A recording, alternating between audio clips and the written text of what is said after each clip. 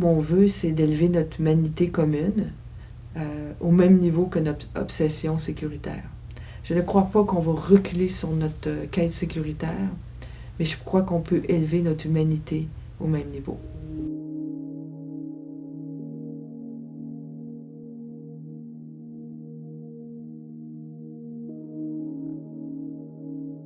Bonjour, mon nom est Dr. Joanne Liu, je suis pédiatre urgentiste. Je travaille à l'hôpital Sainte-Justine de Montréal, mais une de mes grandes sphères de ma vie a été mon engagement humanitaire. J'ai travaillé depuis 1996 pour Médecins sans frontières et j'ai été la présidente internationale du mouvement Médecins sans frontières de 2013 à 2019.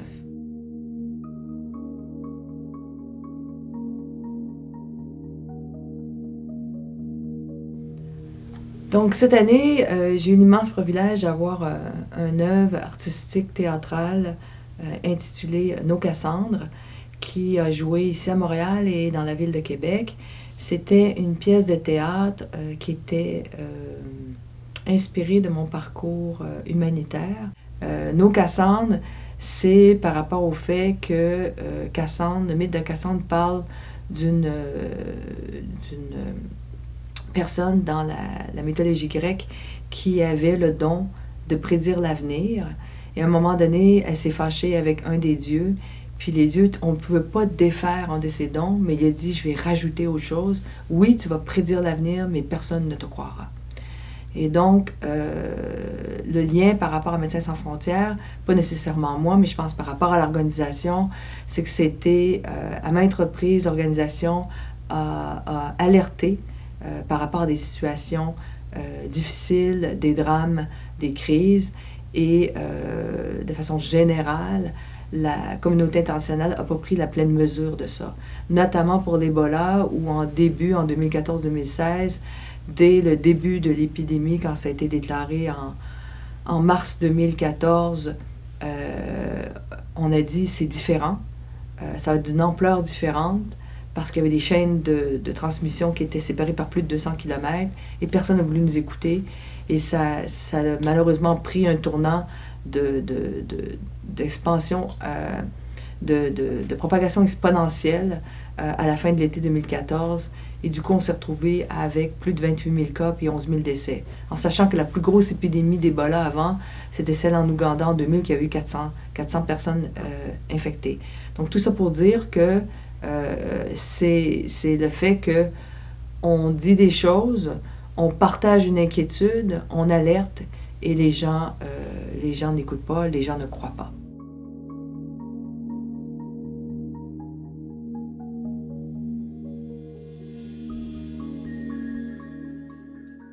C'est probablement un peu des deux.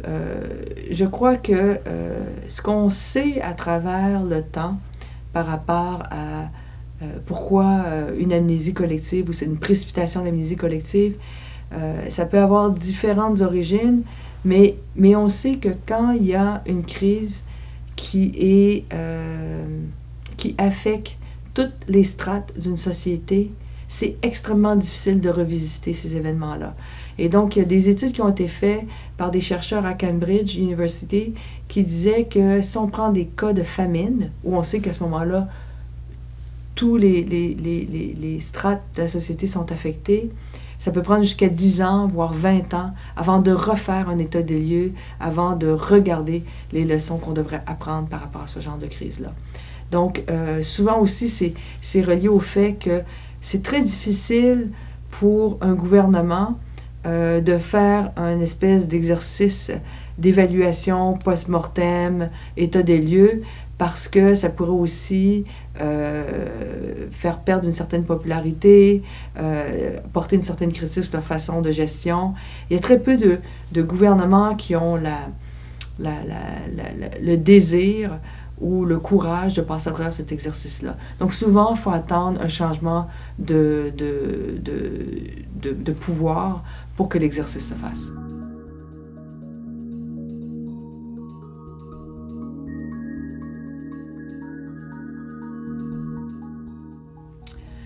Donc j'ai récemment sorti un livre qui s'intitule « L'Ebola, les bombes et les migrants », qui est un livre qui relate 3 grandes crises quand j'étais présidente internationale de Médecins sans frontières. J'ai choisi ces 3 grandes crises-là parce que je considère que ces 3 crises-là ont en fait changé un peu l'organisation, mais un peu changé aussi le secteur de l'aide internationale. Donc, ces propos-là sont surtout liés ensemble parce que le postulat de base, c'est que je dis que depuis le 11 septembre, on vit à l'ère de la peur. L'ère de la peur a apporté cette quête de plus de sécurité. Cette quête-là est devenue comme obsessionnelle et c'est une obsession sécuritaire qui a malheureusement érodé nos mécanismes de solidarité internationale. Donc, 3 cas d'espèce. Il y a la crise d'Ebola en Afrique de l'Ouest en 2014-2016, les attaques sur les hôpitaux, mais notamment le cas de l'attaque sur Kunduz le 3 octobre 2015 et la crise migratoire depuis 2015, en sachant que ça n'a pas commencé en 2015, mais vu que ça a commencé à affecter plus les pays nantis, on a décidé de qualifier ça comme crise. Donc, comment j'ai vécu ça, moi? Mais c'est sûr que c'est étonnant comme quand on est président international parce que ça ne vient pas avec un... C'est comme quand on vient ministre, il n'y a pas vraiment de manuel pour être dans des postes de leadership comme ça. Donc, on le vit toujours avec je dirais, une partie de candeur, une partie de vulnérabilité, une partie d'incertitude. Et puis après ça, c'est devant l'ampleur de la crise qu'on trouve ou non, dépendamment des individus, l'énergie, la motivation, le courage d'agir. Donc moi, je veux dire, ce que j'ai fait, c'est pas moi, mais c'est l'organisation. Et sur ces 3 crises-là, je crois que l'organisation a été extrêmement défiée, extrêmement mis à épreuve. Et on n'a pas été parfait. Ça a été difficile, mais on a quand même continué à s'inscrire dans l'action pour pouvoir livrer des soins de secours en temps de crise. Donc voilà, moi je l'ai vécu comme présidente internationale avec beaucoup d'humilité, mais je l'ai vécu aussi avec beaucoup de gratitude.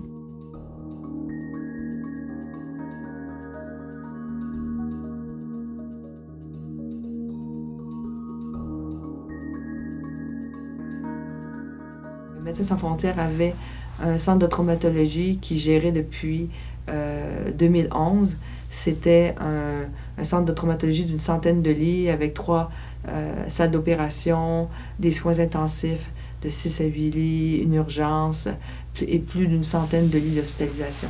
Et donc, c'était un endroit qui était connu de tous, dont les autorités, autant côté taliban que côté Alliance spéciale d'Afghanistan, afghane, qui avaient des coordonnées GPS, mais incluant aussi le Pentagone, incluant l'OTAN. Donc, tout le monde savait qui nous étions.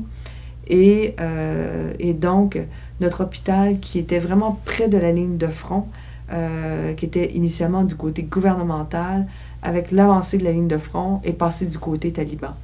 Et donc, une semaine après qu'on est passé sur le côté taliban, en sachant qu'on avait aussi des conversations avec les talibans, parce qu'on les soignait de toute façon, ils étaient venus nous voir, puis ils avaient dit, ben, vous continuez comme d'habitude, vous avez toujours soigné tout le monde, des 2 côtés, ça continue, vous êtes protégés, il n'y a pas de problème. La nuit du 2 au 3 octobre, autour de 1h, 1h30 du matin, il y a eu une frappe précise sur le bâtiment principal de l'hôpital. Et au total, il y a eu 5 frappes aériennes. 42 personnes sont décédées, 14 de nos collègues. Malgré les contacts qu'on avait, malgré le fait qu'on a appelé les gens des différentes autorités militaires, on n'était pas capable d'arrêter ces frappes aériennes-là. On a apporté aussi une résolution avec la Croix-Rouge internationale, le comité de la Croix-Rouge internationale, au Conseil de sécurité, la résolution 2286 sur la protection de la mission médicale. Et donc, quand on regarde ça, aujourd'hui, et quand on regarde ce qui s'est passé notamment en Ukraine, et ce qui se passe tous les jours sur la bande de Gaza, on s'est dit, on est loin du compte. il y a beaucoup de gens qui me demandent « Mais ça servait à rien ton histoire de résolution 2286 ». Et c'est sûr qu'on sait que des mots ne sauvent pas toujours des vies, clairement. Mais ce que ça fait, c'est comme la Déclaration des droits de l'homme, c'est que ça donne un repère. Puis ça nous permet, par rapport à ce repère-là, de dénoncer des abus, des violences, des crimes contre l'humanité. Donc voilà, c'est pas parce qu'à tous les jours, on viole la Déclaration des droits de l'homme qu'il faudrait s'en débarrasser. Je crois que c'est un peu la même chose pour le droit international humanitaire. C'est pas parce que tous les jours, on bombarde des hôpitaux à Gaza qu'il faut, ou en Ukraine, ou en Somalie, ou au Soudan, ou en Éthiopie, ou en République démocratique du Congo, qu'il faut dire que le droit humanitaire international n'a pas de raison d'être. Et donc, c'est à nous de aussi élever la voix. Et je trouve que là-dessus, notre gouvernement canadien est bien timide.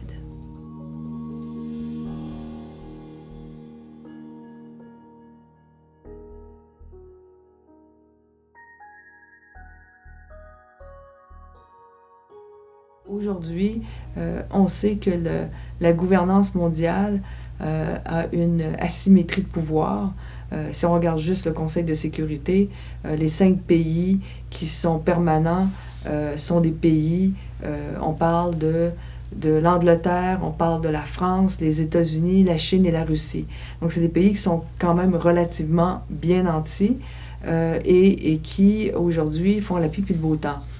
Ou ne font rien parce qu'ils ont un vote de veto et là, ça paralyse tout ce qui pourrait être fait par rapport à donner le ton sur certaines crises. Donc aujourd'hui, on se retrouve dans une dynamique, en tout cas, de sabotage à quelque part ou d'enlisement qui est activement nourri. Et on est dans une dynamique de multilatéralisme paralysé.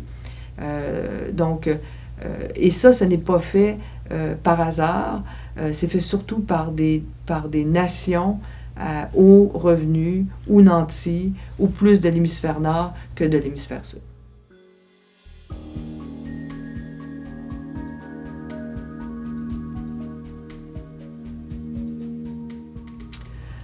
Parce que mon propos sur l'humanité commune, c'est que c'est pour en revenir vraiment à la base de chaque vie compte.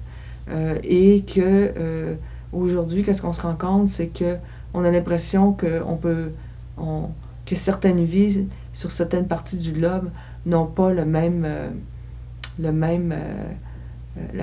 valeur que d'autres. Et moi je dis toujours que si on ne reconnaît pas l'humanité dans l'autre, on ne reconnaît pas sa propre humanité. Et on le voit ici avec la crise migratoire, on le voit par rapport à ce qui se passe dans certains conflits, notamment au Moyen-Orient.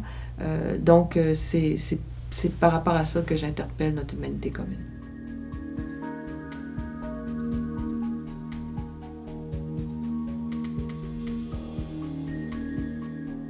Je pense pas qu'il y ait un fait de politique internationale, mais ce qui était clair pour moi, c'est plus que, comme disait Charles de Gaulle, les États n'ont pas d'amis, ils ont des intérêts. Et tout se fait à travers ce prisme-là. Est-ce que je gagne des choses? Est-ce que je perds des choses? Et je me rappelle, pour l'Afrique de l'Ouest, c'est ça qui m'a le plus frappé. Quand je disais aux gens, vous savez, en Afrique de l'Ouest, il y a une épidémie très ravageuse, c'est une hémorragie, c'est une fièvre hémorragique, et les gens qui sont atteints de ça, 50 à 60% vont décéder en quelques jours. On n'a pas de vaccin, on n'a pas de traitement spécifique. S'il vous plaît, intervenez, donnez un coup de main parce que les pays sont dépassés. Les gens sourcillaient à peine. Et quand j'ai, à un moment donné, quelqu'un m'avait dit, mon directeur de maîtrise m'avait dit change the narrative. Il dit change ta trame narrative. Et donc je suis retournée voir les gens, j'ai refait un autre tour diplomatique, j'ai dit c'est quand même étonnant hein, qu'il y a des gens qui meurent d'une maladie foudroyante, une fièvre hémorragique en Afrique de l'Ouest. Et aujourd'hui, la seule entité qui va avoir des compétences pour traiter des gens affectés de cette maladie-là, c'est une organisation internationale indépendante. Vous, comme nation, vous n'aurez pas développé vos compétences. Et là, tout d'un coup, ça devenait intéressant. Parce qu'ils se disaient, « merde, mais si ça arrive chez nous, est-ce que je suis prêt? Est-ce que j'ai des gens qui peuvent traiter des patients avec une fièvre hémorragique? » Et la réponse était non.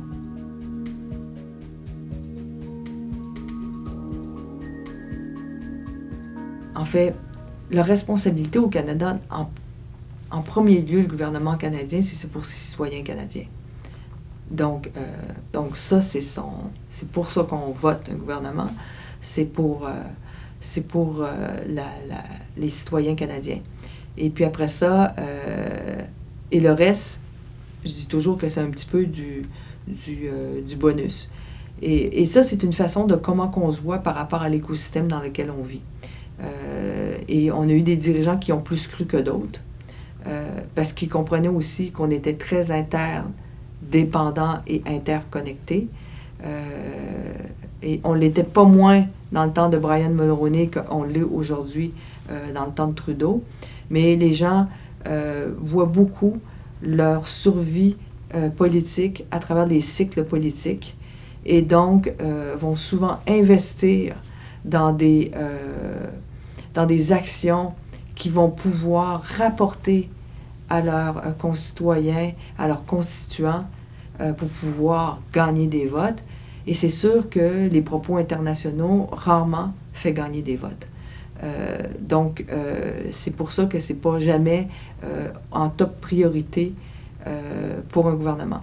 Il est clair qu'on est un pays du G7, donc on fait partie des plus nantis de ce monde, mais on est un pays de taille moyenne.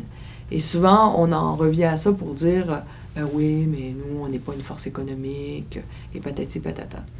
Et qui est vrai. Mais je crois que quand même, on fait moins que ce qu'on pourrait faire. Et on a d'autres pays qui sont des pays aussi petits que nous, qui sont devenus des forces de médiation dans le monde. Parce que l'avantage d'être un pays petit ou relativement pays petit, c'est que les gens ne nous craignent pas. Et donc, du coup, on peut aller négocier. Et c'est ça que la Norvège a fait. La Norvège s'est creusé une niche dans la médiation internationale, comme Oman s'est creusé la même niche au niveau du Moyen-Orient. Le Canada aurait pu faire ça pour les Amériques, s'il y avait eu une espèce de courage politique, puis s'il avait voulu investir dans cette diplomatie internationale. Malheureusement, c'est pas ce qui s'est passé.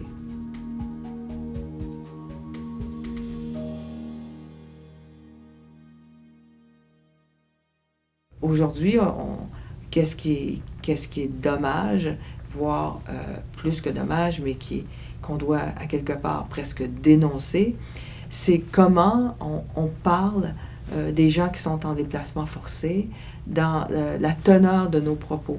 Et je trouve que la teneur de nos propos aujourd'hui, elle est extrêmement déshumanisante envers des gens qui fuient des conditions ou qui décident de se déplacer pour un meilleur futur. On n'a pas besoin de les déshumaniser pour en parler. Il est clair que ça ne peut pas être une politique de bar ouvert. Aujourd'hui, on peinture le migrant comme la source de tous nos maux. C'est le bouc émissaire de notre mal-vivre. C'est la personne qui menace notre identité culturelle. C'est la personne qui prend nos logements à bas revenus. C'est la personne qui prend des fois même notre boulot. Donc et ce n'est pas vrai comme tel.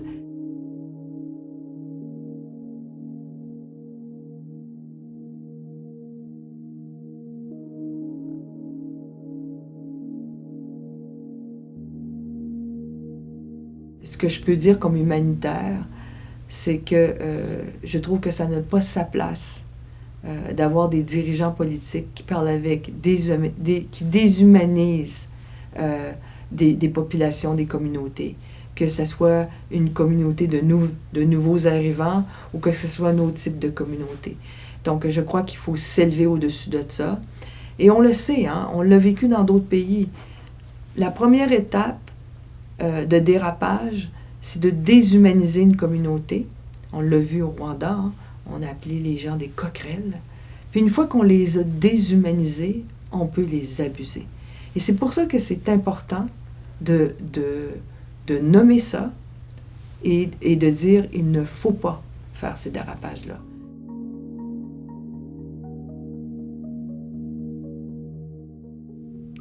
Pourquoi il est difficile de parler de racisme au Québec? Bien, je pense que c'est toujours difficile.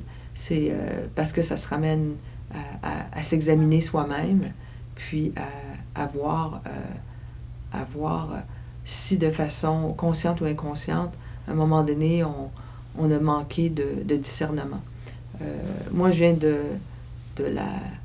d'une minorité visible, et toute ma vie, j'ai fait un petit peu face à ce que j'appelle le racisme ordinaire, où les gens te regardent. Mais en fait, surtout quand tu es à la petite école, c'est que les gens supportent mal la différence. Et notamment quand tu es enfant, tu supportes ça mal parce que tu es tellement dans un processus de définition de ta personne, de ton identité. Cela dit, il y a un malaise par rapport à ça. Mais je pense que c'est pas, pour moi en tout cas, c'est pas autant de racisme que c'est par rapport à la différence. Aujourd'hui, on vit dans une séquence collective où être différent, la différence est confrontante. Et on ne l'assume pas bien. Et on n'est pas capable d'en parler avec maturité, avec apaisement. Et c'est extrêmement dommage. Donc, les gens, quand on parle de racisme systémique, tout de suite se mettent en garde, ils se crispent. C'est très difficile d'avoir une conversation riche, ouverte, quand les gens sont crispés.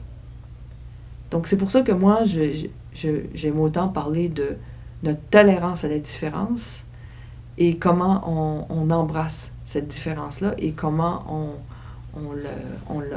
on l'inclut dans notre patrimoine.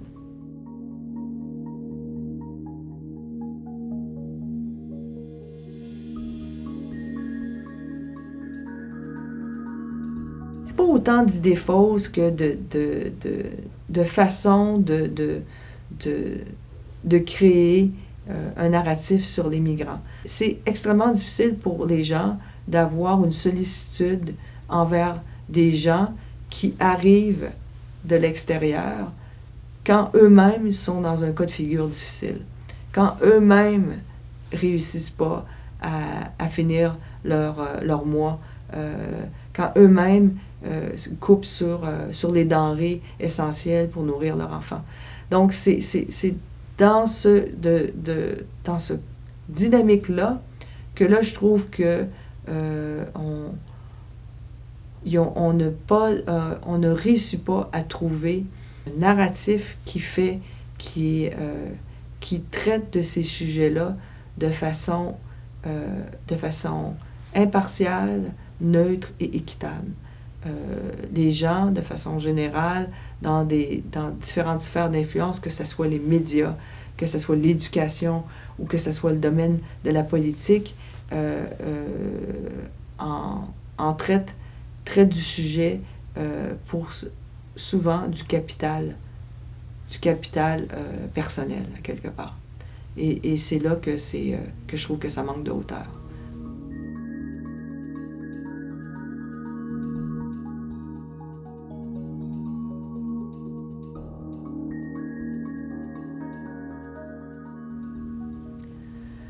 Donc moi, dans mon livre, je dis à la fin qu'il ne faut pas baisser les bras.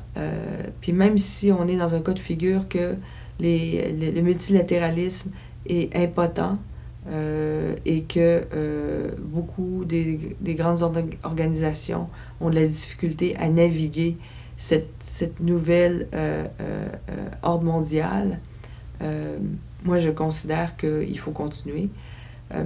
Parce que, tu sais, je trouve ça tellement facile hein, d'être ici au Canada, pays du G7, on mange 3 repas par jour, on va à l'école, on manque pas, ou on va travailler, on manque pas de se faire attaquer quand on va au travail ou à l'école, et d'être cynique ou d'être désabusé ou d'être découragé. Moi, je me dis, quand je vois ce qui se passe à Gaza aujourd'hui, quand je vois ce qui se passe en Ukraine aujourd'hui, ou qu'est-ce qui se passe au Soudan ou en Somalie, ben, je me dis, ben voyons donc. Moi, le minimum que je peux faire, c'est au moins d'être solidaire. C'est d'au moins d'être un allié pour différentes pistes de solutions. Ça, c'est vraiment le strict minimum.